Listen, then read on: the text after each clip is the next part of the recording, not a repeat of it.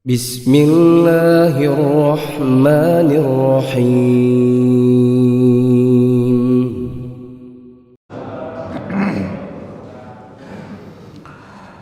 الحمد لله رب العالمين والصلاة والسلام على أشرف. وقال الله سبحانه وتعالى يا أيها الذين آمنوا اتقوا الله وقولوا قولا سديدا يصلح لكم أعمالكم ويغفر لكم ذنوبكم ومن يطع الله ورسوله فقد فاز فوزا عظيما. وبعد، فإن الرسول صلى الله عليه وسلم قال إن أصدق الحديث كتاب الله وخير الهدي هدي محمد صلى الله عليه وسلم وشر الأمور محدثاتها وكل محدثات بدعة وكل بدعة ضلالة وكل ضلالة في النار. أعاذنا الله وإياكم من المحدثات ومن النار. Di maghrib hari ini, bapak-bapak saya, kembali kita berjumpa di pelajaran rutin kita, pelajaran tafsir atau pelajaran tahsin, menyambung bahasan di tafsir surah Al-Asr. Menyambung bahasan di tafsir surah Al-Asr. Bismillahirrahmanirrahim. Bismillahirrahmanirrahim. Wal-'asr. Wal-'asr. Innal insana lafi khusr.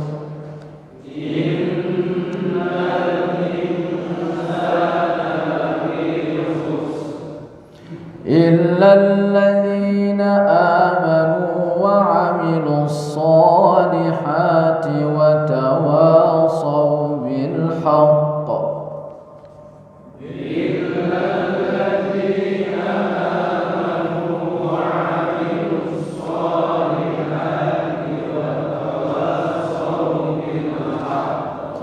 وتواصوا بالحق وتواصوا بالصبر.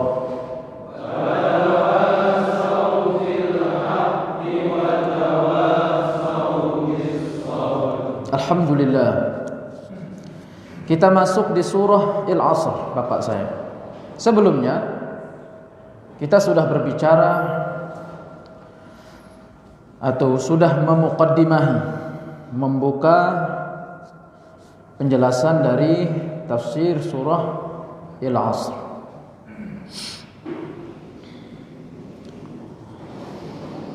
Surat ini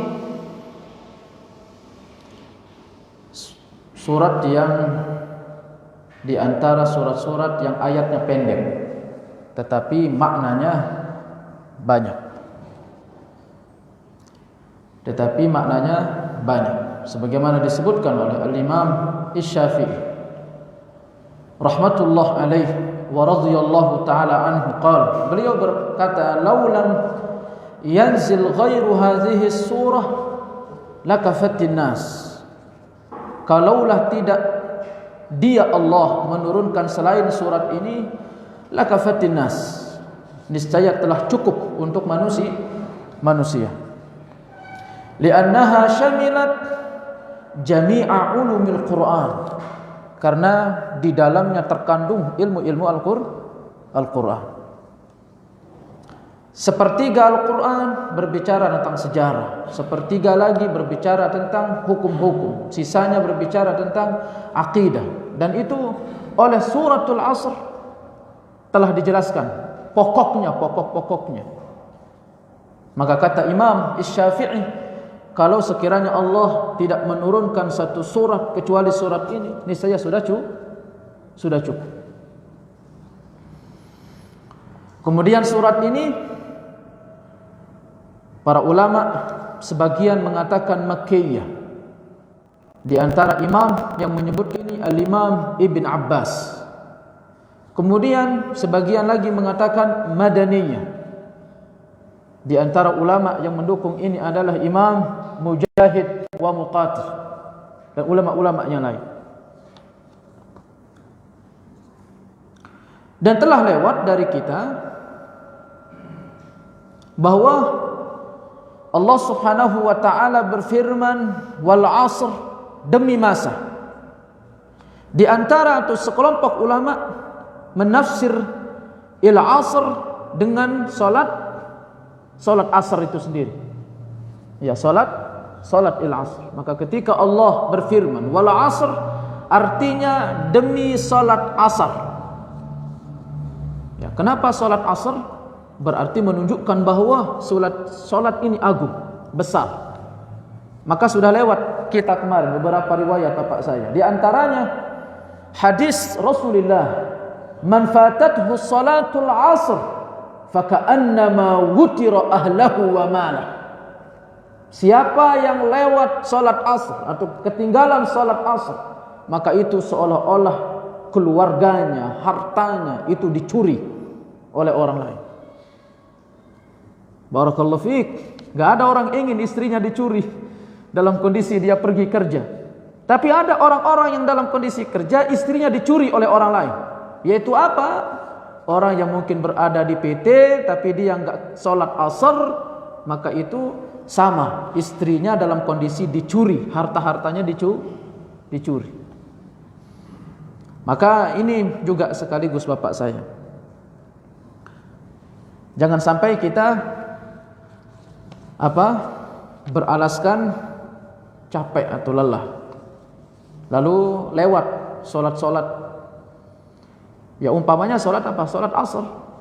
Ya mungkin karena shift pertama, biasanya shift pertama itu yang dapat solat asar di PT, ya enggak? Ya saya enggak paham juga ya shift kedua, shift ketiga. Tapi kadang solat asar orang mau berbondong-bondong pulang itu biasanya. Nanti biasanya mengatakan, aduh nanti di rumah aja deh. Gitu kan, sekalian di rumah. 4 rakaat sholat aja dulu.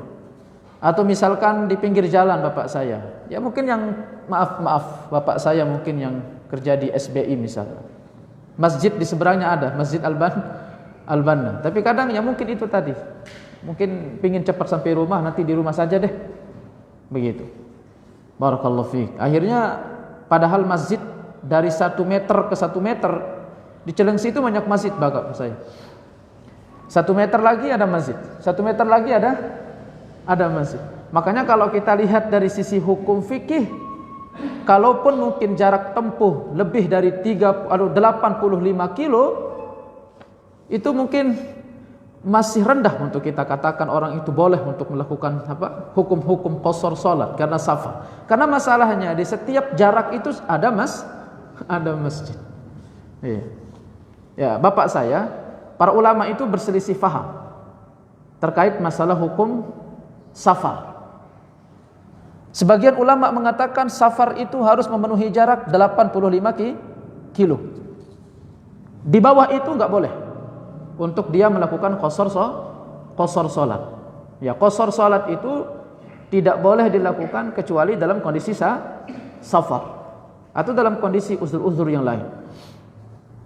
Iya, kata para ulama, semisal imam atau para ulama Syafi'iyah, itu harus jaraknya berapa? 85 kilo lebih. Ya, kalau misalkan dari Cilengsi berapa? Di mana misalkan? Bekasi. Kira-kira apa? Tanjung Priok. Berarti yang kerja ke Tanjung Priok dari Cilengsi boleh dia qasar salat. Tanjung Priok ya?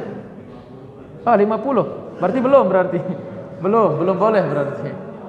Ya, 85 kilo. Ya, 85 kilo. Itu yang melihat pada jarak. Ada juga yang melihat pada masyaqqah. Jadi safar itu dititik beratkan pada masyaqqahnya, kesulitan di jalan. Ada juga mengatakan, atau ulama yang mengatakan demikian. Kalau misalkan di tengah jalan itu terlalu banyak kesulitan, riweuh kita untuk sholat. Misalkan kita mengadakan perjalanan dari Cilengsi menuju Jakarta misalkan, macetnya, belum lagi misalkan ya kesulitan di jalan, masyaqqah. Ada ulama memasukkan kebolehan orang dikatakan dia disebut musafir kalau dia melalui berbagai macam kesulitan.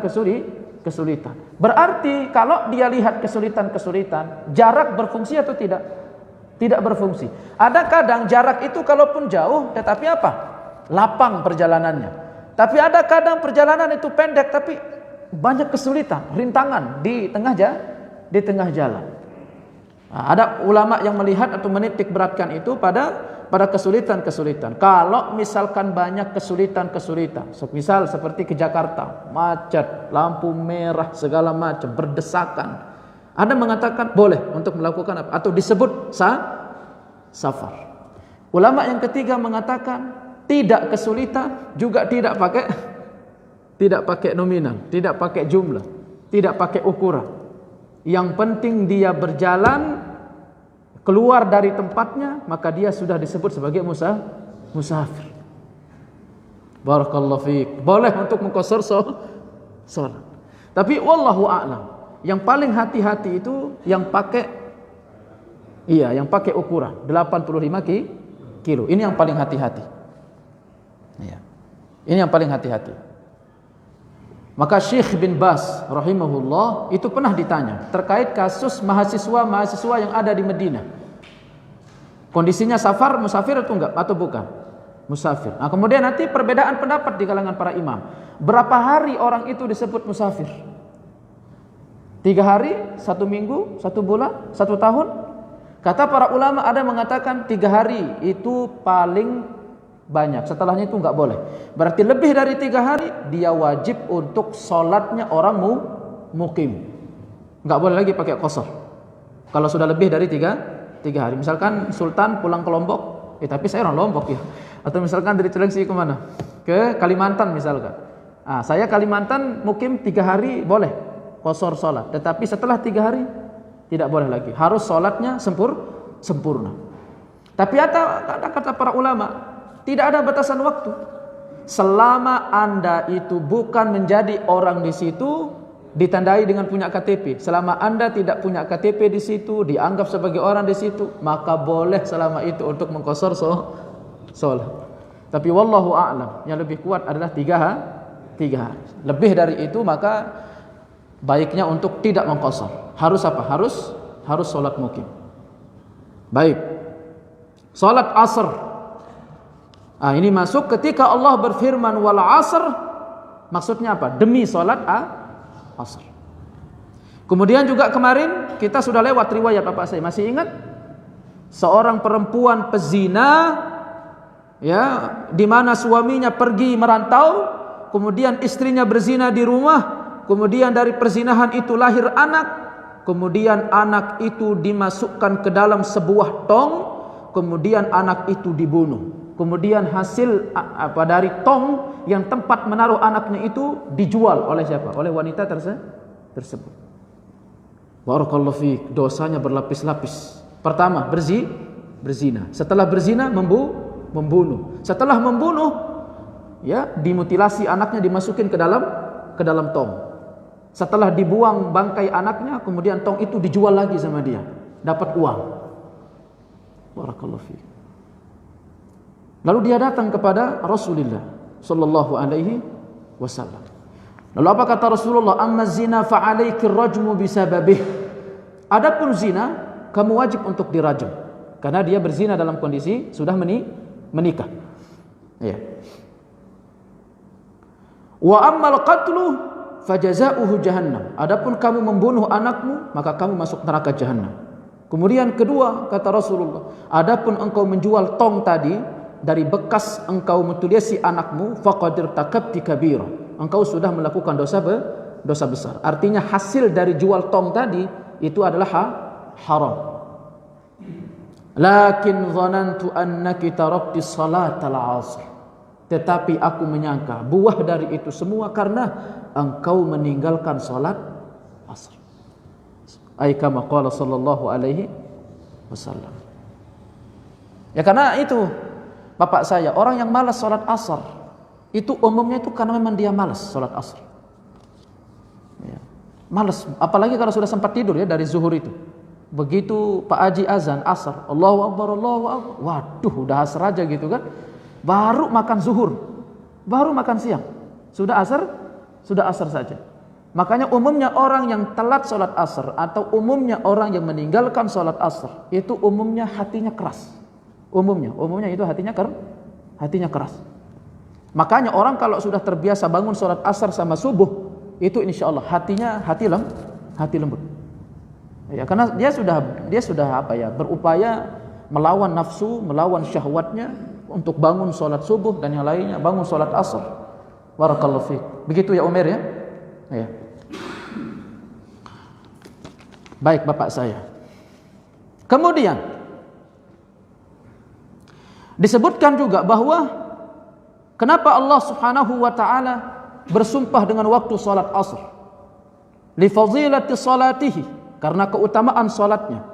Aw li khalqi Adam abil bashar alaihi salamu fihi, karena di situ diciptakan Nabi Adam, bapaknya manusia, yang mulai dicipta pada hari Jumat.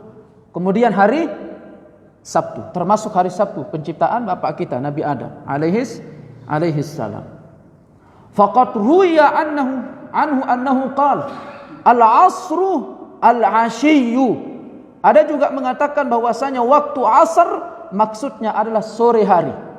Berarti salat asar masuk dalam kategori sore hari. Berarti dari semenjak salat asar sampai terbenam matahari itu termasuk sore. Allah bersumpah dengan waktu itu. Makanya bapak saya ada istilah doa pagi dan petang. Karena memang itu jarak-jarak waktu yang di dalamnya Allah cepat kabulkan doa-doa. Makanya kalau bisa sebelum atau setelah sholat asar itu jangan cepat berlalu bapak saya. Kalau bisa bacalah mungkin al-mu'awwidzat, setelah itu ayat kursi, setelah itu berbanyak doa. Nah, itu yang saya maksudkan bapak saya. Mungkin banyak dari kita banyak masalah-masalah, tetapi kadang masalah-masalah itu selesai dicerita dari teman ke teman, banyak mengeluh. Tapi pernah tidak kita merangkak kepada Allah, minta secara khusus kepada Allah, sebut masalah-masalah itu di sore hari, di malam hari. Taib, barakallahu fiik. Saya ada kajiannya tentang Isra Mi'raj. Ketika Allah berfirman, Subhanalladzi asra bi'abdihi lailan. Kenapa Allah memperjalankan Nabi Muhammad itu di malam hari? Kenapa? Kenapa di malam hari? Kenapa enggak siang hari? Makanya Allah Subhanahu wa taala menggandeng kalimat hamba dengan malam. Subhanalladzi asra bi'abdihi. Dan panggilan hamba itu panggilan puncak bagi seorang hamba. Dan itu panggilan yang paling dicintai oleh Rasulullah. Pernah Rasulullah SAW dipuji-puji oleh pengikut-pengikut. Maka Rasulullah mengatakan, nama yang paling aku cintai adalah Abdullah. Faqulu Abdullah. Maka hendaknya kalian memanggil aku Abdullah. Hamba siapa? Hamba Allah. Itu puncak ma'rifah bapak saya. Pengenalan diri seseorang itu ketika dia mengenal dirinya siapa? Hamba. Hamba siapa? Hamba Allah. Allah gandeng hamba dengan malam. Subhanalladzi asra bi'abdihi laila. Karena umumnya orang itu dia mengerti, dia merasakan feel ketika beribadah di siang hari itu di malam hari. Di malam hari. Ketika orang bangun memaksakan diri untuk bangun, kemudian meringis, menangis di tengah malam hari. Sendirian di dalam kamarnya bapak saya. Dia berdoa kepada Allah. Maka itulah fungsi kenapa para ulama disebutkan bahwa kenapa Rasulullah diperjalankan di malam hari untuk mendapatkan predikat hamba. Makanya di banyak tempat Rasulullah SAW itu disebut sebagai hamba. Ketika beliau menerima wahyu disebut hamba. Wa annahu lamma qama Abdullah, kata Allah dalam surat Al-Jin. Wa annahu lamma qama Abdullah, sesungguhnya ketika dia Muhammad sallallahu alaihi wasallam qama berdiri, Abdullah, hamba Allah. Kadu yakununa alaihi libada. Lalu jin-jin itu berkerumun berdesakan melihat bagaimana Nabi Muhammad itu salat. ingin belajar bagaimana salatnya Nabi Muhammad sallallahu alaihi wasallam. Nah, Rasulullah disebut apa Bapak saya? Abdullah. Nah, itu tingkat puncak seseorang itu ketika mengerti dirinya itu adalah hamba. Nah, itu ma'rifah. Nah, itu ma'rifah. Ketika seseorang itu mengerti tentang dirinya itu hamba. Dan itu sebuah kekuatan yang mengalir ke dalam hati sanubari yang paling dirasakan oleh seorang hamba yang dia tidak bisa merasakan bagaimana nikmatnya sebuah jisim dan jusmani. Nah, itu Bapak saya. Maka Rasulullah SAW itu pernah disebutkan bahwa Rasulullah itu pernah puasa wisal, Bapak saya. Pernah puasa wisal. Tahu puasa wisal? Puasa bersambung. Enggak pakai berbuka, enggak pakai sahur. Pernah beberapa hari Rasulullah puasa seperti itu. Misalkan hari Senin beliau puasa, sahuran hari Senin mulai puasa, kemudian nanti maghribnya tidak berbuka. Lanjut lagi. Subuhnya tidak sahur, langsung sholat. Besoknya puasa lagi. Ya. Makanya pernah Abu Hurairah radhiyallahu taala anhu beliau berkata kepada orang-orang, "Naha Rasulullah sallallahu alaihi wasallam 'anil wisal." Rasulullah melarang dari puasa wisal. Para sahabat ikut kepada Rasulullah puasa wisal karena melihat junjungannya puasa wisal. Enggak mau tahu mereka mau lapar kayak mau capek kok. Yang penting itu yang mereka lihat dari siapa? Dari Rasulullah. Itu para sahabat Bapak saya. Itu puasa, apalagi jangankan itu puasa, benar-benar ibadah. Kita akan merasa terheran ya ketika mereka ikut kepada Rasulullah dalam perkara-perkara yang memang itu bukan ibadah. Abdullah bin Umar pernah memberhentikan 70 kafilah haji hanya untuk kencing di sebuah bukit. Lalu kafilah haji itu mengatakan, "Wahai Abdullah, engkau memberhentikan kami di sini hanya untuk menunggu engkau kencing." Apa kata Abdullah? "Aku pernah lewat di jalan ini dan aku lewat bersama baginda Rasulullah. Dan Rasulullah ketika aku lewat bersama beliau berhenti sejenak untuk kencing di bukit itu. Maka aku tidak ingin melewatkan suatu momen tertentu yang pernah dilewati di situ oleh siapa? Oleh Rasul. Itu kencing Bapak saya. Nah, kalau sekarang kita pasti dibilang apa? Radikal. Terlalu fanatik sama apa? Sama agama. Sallallahu alaihi wasallam. Oleh Rasulullah. Lalu para sahabat datang ke Rasulullah. "Ya Rasulullah, engkau melarang puasa wisal, sementara engkau sendiri masih puasa kami enggak mau berhenti ya Rasulullah." Ya Rasulullah bilang apa? "Kalian mau berhenti." Lalu apa kata Rasulullah menjawabnya? Kata Rasulullah, "Aku puasa wisal, sementara di malam hari aku diberikan makan dan minum oleh Allah." Perhatikan. Berarti beliau puasa atau tidak? Tidak dong berarti ya. Padahal beliau disebut apa? Puasa. Makanya kata para ulama ada dua makna ketika Rasulullah mengatakan aku diberi makan dan minum oleh Allah. Sebagian ulama menafsir kalimat beliau ini bahwa yang dimaksudkan adalah makanan dan minuman surga. Karena makanan dan minuman surga itu kalau turun ke dunia dia tidak memiliki implikasi hukum. Kalau beliau makan makanan surga berarti beliau batal puasanya atau tidak? Tidak. Karena makanan surga itu dia tidak memiliki implikasi hukum. Makanya Bapak sebanyak apapun makan makanan surga nanti jadi kotoran atau tidak? Enggak, hilang. Sallallahu alaihi wasallam. Kedua, dan ini tafsir oleh Al-Imam Ibnul Qayyim Al-Jauziyah rahimahullah, bahwa yang dimaksudkan oleh sabda beliau, aku diberikan makan dan minum oleh Allah di malam hari. Maksudnya apa? Mengalirnya ilmu, pengetahuan dan ma'rifah menuju ke hati beliau. Itulah yang membuat beliau itu lupa diri sampai bagaimana merasakan lapar. Tidak tahu bagaimana rasanya sakit ketika jusmaninya itu merasa lapar ketika atau merasa haus. Karena apa? Karena tenggelam di dalam kenikmatan beribadah kepada Allah Subhanahu wa ta'ala. Itulah hakikat seorang apa? Hamba. Tapi antum jangan coba-coba ya. Ya, ini Rasulullah. Ya, jangan seperti apa yang dilakukan oleh orang-orang di goa-goa itu. mengatakan bahwasanya puasa wisol, puasa kuning, puasa apalah namanya, itu sudah dihapus. Makanya kata para ulama yang paling kuat itu puasa wisol hukumnya apa? Haram. Ya. Berdasarkan hadis ini bahwa Rasulullah SAW melarang puasa wisol. Dikecualikan puasa wisol sampai waktu subuh. Sampai waktu sebelum subuh, sampai waktu sahur. Misalkan ada orang puasa, dia enggak berbuka. Dia menunggu berbukanya di waktu sahur sekaligus. Apa hukumnya yang seperti ini? Nah, kata para ulama, ada yang mengatakan makruh, ada yang mengatakan boleh.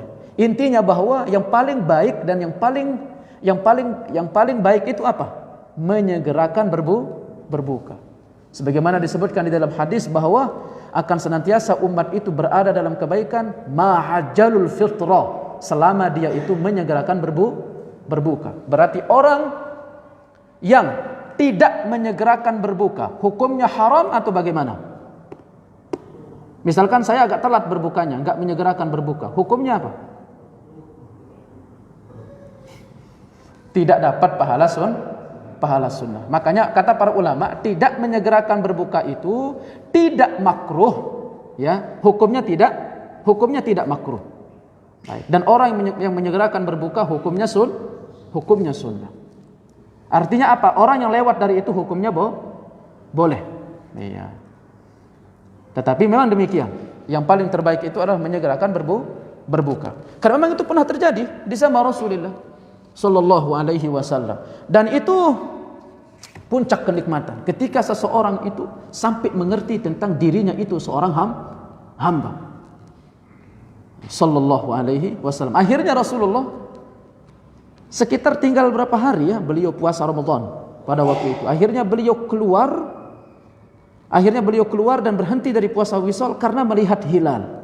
Akhirnya Rasulullah berkata, kalau sekiranya aku tidak melihat hilal, niscaya aku besoknya lagi akan puasa wisol, agar kalian tahu bagaimana rasanya puasa wisol. Maksudnya apa? Ingin diberikan pelajaran kepada orang-orang. Puasa wisol itu berat, tidak berbuka, tidak makan. Tetapi itulah para sahabat, dia akan mengikuti Rasulullah sampai seperti itu. Mereka ikut kepada Rasulullah. Bagaimana lagi kalau yang zahir seperti ini bapak saya, maaf pakai jenggot, celana cingkrang, itu sunnah.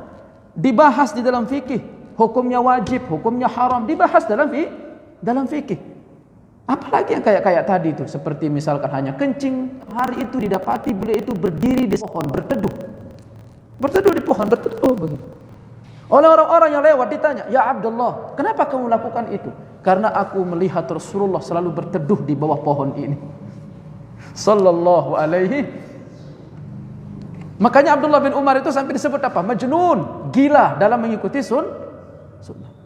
Mungkin kita akan berkata bahwa saya, kok sampai seperti itu yang mereka mengikuti Nabi Muhammad. Kita itu baru mengikuti cara berpakaian Nabi Muhammad sudah dibilang radikal hari ini. Bahkan oleh orang muslim sendiri. Celaka kita hari ini bapak saya. Sallallahu alaihi wasallam. Itu Umar bin Khattab. Bapak dari siapa? Abdullah bin Umar. Pada hari beliau ditusuk bapak saya. Dibunuh. Lalu dijenguk oleh manusia yang banyak itu, dijenguk beliau. Sampai datang seorang anak muda. Lalu anak muda itu berdoa, "Ya marhaban bikum ya Amirul Mukminin.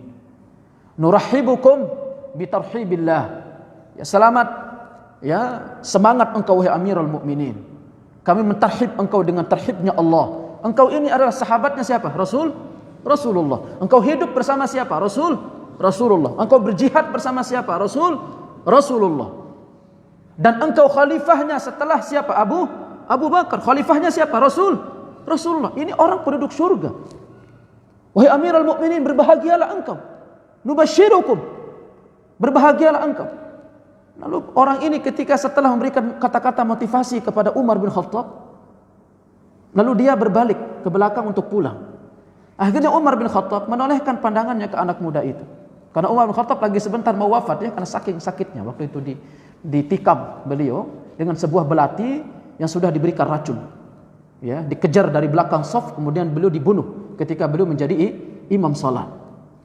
Lalu beliau agak meringih ya melihat ke arah anak muda tersebut. Dan dilihatnya anak muda itu, dia memakai sarung melebihi dari 2 mata kakinya. Umar ibnul Khattab dalam kondisi sakit seperti itu, apa kata Umar? Mengatakan apa? Ya udahlah ya Allah, saya sakit nih, nanti sajalah kalau saya sembuh saya akan nasihati. Begitu? Enggak. Hari itu juga Umar bin Khattab dinasihati sama anak itu, hari itu juga Umar bin Khattab menasihati anak itu. Apa kata Umar? Panggil anak muda itu. Akhirnya anak muda itu kembali datang. Lalu apa kata Umar bin Khattab? Irfa' izarak fa innahu atqa wa abqa. Angkat kainmu nak, karena sesungguhnya itu lebih bertakwa dan lebih tahan lama. Itu siapa bapak saya? Umar ibnul Khattab. Hari ini ada orang ya sombong begitu, menampakkan diri, apalagi kalau ketemu sama jamaah cingkrang. Sombong gitu, dijulurkan sarungnya. Sombong. Wah, ini kami nih, organisasi kami begini, ini yang paling benar nih.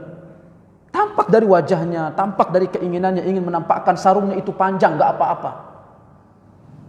Siapa yang dia ikuti? Rasul atau siapa yang dia ikuti?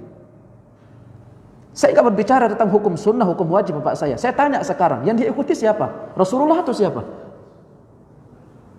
Setelah itu dia mengatakan muhibbur rasul, dirinya orang pecinta Rasulullah.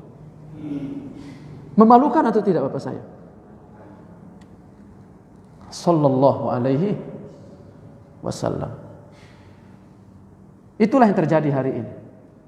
Orang atau sikap orang berperilaku terhadap sunnah. Makanya teguh di atas sunnah. Itu mereka dulu. Kita kembali bapak saya. Jadi puncak kenikmatan itu adalah ketika seseorang itu mengerti hakikat dirinya sebagai seorang hamba. Al-asrul yaum wal asrul laylah wa alaihi qawlu Humaid bin Thawr. Ada juga mengatakan asar itu hari, ada juga mengatakan asar itu malam. Wa qila al-asru bukratan wal asru asyiyah. Ada juga mengatakan asar itu pagi hari, ada juga mengatakan sore hari. Dua-duanya, pagi hari dan sore hari. Kenapa? Wa huma il-ibradani wa alaihi wa ala ma qablahu yakunul qasamu biwahidin minal amrayni ghairi muayyan. Karena itu dua-duanya waktu dingin, subuh sama sore hari. Maka Allah bersumpah. Makanya ada kata para ulama menyebutkan dua-duanya masuk. Sore hari, pagi hari. Karena itu dua waktu dingin. Ada juga yang mengatakan wal asr, zamanu hayatihi sallallahu taala alaihi wasallam wa ma ba'dahu ila yaumil qiyamah, yaitu zaman diutusnya Rasulullah, zaman kehidupan Rasulullah dan sampai ditegakkannya hari kiamat. Wa miqdaruhu fima madha minaz zaman miqdaru waqtil 'asri minan nahar. Dan itu waktunya adalah dari sore hari sampai terbenam matahari. Perhatikan bapak saya. Makanya wal 'asr maksudnya apa? Demi masa hari kiamat maksudnya. Dari semenjak Rasulullah diutus sampai terjadinya hari kiamat. Itu seukuran apa bapak saya? Seukuran sore hari sampai terbenam matahari. Panjang tidak dunia ini? Allahu akbar. Pendek dunia ini bapak saya. Hanya seukuran sore hari ke sebelum maghrib. Barakallahu fiik. Makanya Abdullah bin Umar itu beliau sangat dikenal sebagai ahli ibadah bapak saya. Oleh muridnya Mujahid. Itu Abdullah bin Umar pernah beliau salat malam. Beliau salat. Beliau bertanya kepada Mujahid, "Ya Mujahid, sudah datang waktu sahur belum?" "Belum wahai guru." Beliau salat lagi. Beliau bertanya lagi, "Ya Mujahid, sudah datang waktu sahur belum?" "Belum wahai guru." Beliau salat lagi. Beliau bertanya lagi, "Wahai Mujahid, sudah datang waktu sahur belum?" "Sudah wahai guru." Begitu beliau mengatakan sudah, akhirnya Abdullah bin Umar membalikkan badannya. Apakah beliau menunggu waktu makan? Sambil duduk-duduk begitu kayak kita ambil HP sambil nunggu istri bikin makan dan minum? La. Apa yang dilakukan oleh Abdullah bin Umar? Beliau balikkan badannya, beliau berzikir, bertasbih, bertahmid, bertakbir kepada Allah. Tidak menginginkan satu detik waktu itu lewat dari apa? Dari ibadah. Allah. Karena dunia itu bagi para sahabat itu sangat pendek waktunya. Enggak ada waktu untuk bertarung masalah dunia. Barakallahu fiik. Ya, salat dulu Bapak saya. Tafadhol. Salat dulu, azan dulu. Ya. Alhamdulillah wassalatu wassalamu ala Rasulillah. An Salim bin Abdullah an abihi annahu sami'a an-nabiy sallallahu alaihi wasallam yaqul. Di dalam riwayat Imam Bukhari dari Salim bin Abdullah dari bapaknya, beliau mendengar Nabi sallallahu alaihi wasallam bersabda, "Innama baqa'ukum", sesungguhnya keberadaan kalian, "fi man salafa qablakum", dihitung berdasarkan orang-orang sebelum kalian, minal umami, dari umat-umat, kama baina salatil asri ila ghurubi syams. Kehidupan kalian itu hanya sejauh apa? Selama dari salat asar sampai sebelum terbenam matahari. Itulah dunia kita Bapak saya. Maka jangan sampai kita lalai. Wal asr innal insana lafi khusr. Musailamah al-Kazzab, pendusta, munafik di zaman Rasulullah. Ketika datang ayat ini atau turun surat ini Pak Haji, itu dia ingin membuat tandingan surat, tandingan ayat, sebagaimana surah Al-Asr. Kan kalau surah Al-Asr enak dengarnya ya, wal asr innal insana lafi khusr, dan seterusnya. Nah, Musailamah dia membuat ayat, kalimatnya begini, ya wabr, ya wabr, begitu. Ini dia munafik, dia ingin menandingi ayat Al-Quran. Yang penting agak mirip-mirip. Wal asr, dia bikin apa? Ya wabr, ya wabr, ya wabr, innama anti udhunani wa sadr, wasairuki hafzu naqr. Wahai kelinci, wahai kelinci, sesungguhnya dadamu itu menonjol, wahai kelinci. Wasairuki hafzu naqr, dan sesungguhnya pekerjaanmu itu membuat lubang, wahai kelinci. Itu surat dibuat oleh siapa? Oleh Musailamah. Menunjukkan bahwa Al-Quran ini Bapak saya mukjizat. Lafadznya itu enggak ada orang bisa menandingi, agama manapun enggak akan bisa. Makanya Al-Quran itu mukjizat mukhallad, yang kekal. Siapa yang mau menandingi Al-Quran? Kristen, Yahudi, Hindu, Buddha, datang aja, bisa enggak menandingi ucapan Al-Quran? Kalau kita baca misalkan, a'udzubillahi minasyaitonir rajim, ya wabr, ya wabr, cocok enggak? Ada juga kasus lain. Ketika turun surah Al-Fil, alam tara kaifa fa'ala rabbuka bi ashabil fil. Bagus enggak kedengaran Bapak saya? Indah. Musailamah buat satu surat lagi. Musailamah buat satu surat. Apa suratnya? Al-Fil. Mal fil? Wa ma adraka kamal fil? Lahu khurtumun tawil wa zailun qasir. Gajah. Apa itu gajah? Tahukah engkau apa itu gajah? Gajah itu dia memiliki belalai panjang, dan ekor gajah itu ekornya pendek.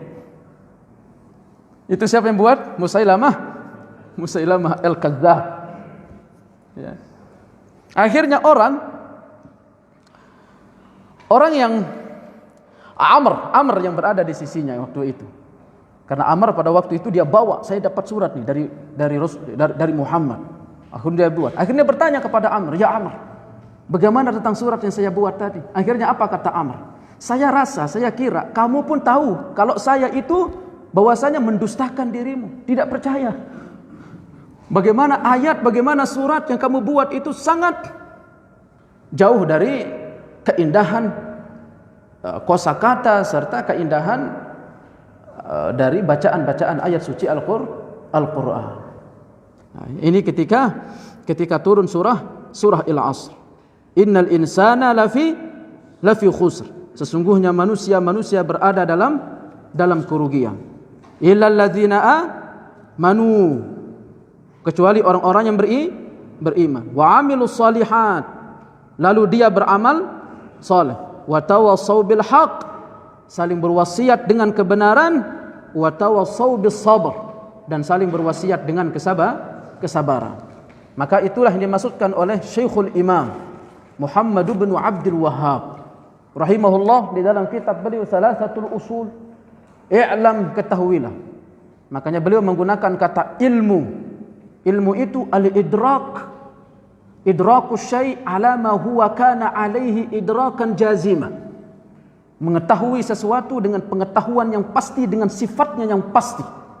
Ini komentar dari siapa? Syekhul Imam Muhammad bin Abdul Wahhab rahimahullah. Terkait dengan surat apa? Il-Asr. Betapa tajamnya basirah beliau dan betapa tajamnya kalimat beliau rahimahullah. Lalu beliau mengatakan al-ula al-ilmu, yang Allah berfirman illal ladzina amanu. Ilmu itu kata beliau muaranya ada 3, ma'rifah, ma'rifatullah wa ma'rifatu nabi wa ma'rifatu dinil islami bil adillah. Kemudian kedua kata beliau wal amalu bihi, mengamalkannya, masuk dalam kategori ayat wa amilus salihat. Kemudian tsalits wa da'watu ilaih, berdakwah kepadanya, masuk dalam ayat Allah wa tawassaw il haqq. Kemudian kata beliau was-sabru 'alal adza fi, bersabar di atas rintangan dakwah itu, masuk dalam ayat wa tawassaw bil sabr. Maka Imamuna al-Bukhari rahimahullahu taala beliau berkata, al-qaulu atau al-ilmu qabla al-qauli wal amal. Ilmu itu lebih dulu daripada perkataan dan perbuatan. Berdasarkan dalil Allah, fa'lam, ketahuilah, annahu la ilaha illallah wastaghfir li dzambik, sesungguhnya tidak ada Tuhan yang berhak disembah kecuali Allah, maka minta ampunlah dari dosa-dosamu kepada Allah. Ini dari beberapa bahasan dari surah Al-Asr. Surat yang pendek tetapi maknanya syarat dengan faidah-faidah. Ini yang bisa kita sebutkan. Insyaallah di pertemuan berikutnya kita akan bertemu di surat apa? Surat At-Takasur. Insyaallah taala. Yang hadir semoga senantiasa diberikan kesehatan oleh Allah, diberikan al-afiat oleh Allah. Kita bertawassul dari majelis ilmu ini. Yang hadir secara khusus kita berdoa kepada Allah yang mungkin sedang diuji dengan hutangnya, Allah bayarkan hutang-hutangnya. Yang sedang diuji dengan pekerjaannya, Allah kembalikan pekerjaannya. Yang Allah subhanahu wa ta'ala uji dengan masalah-masalah rumah tangganya, Allah perbaiki rumah tangganya. Semoga Allah melapangkan rizkinya, semoga Allah melapangkan hatinya, semoga Allah melapangkan waktunya. Dari apa yang kita duduk di malam hari ini, duduk di majelis ilmu, semata-mata ikhlas karena Allah, menimba ilmu, maka semoga Allah mengabulkan doa-doa dan harapan-harapan kita tadi semuanya. Kita tutup dengan sama-sama baca doa kafaratul majlis. Subhanakallahumma wa bihamdika asyhadu an la ilaha illa anta astaghfiruka wa atubu ilaik. Assalamualaikum warahmatullahi wabarakatuh.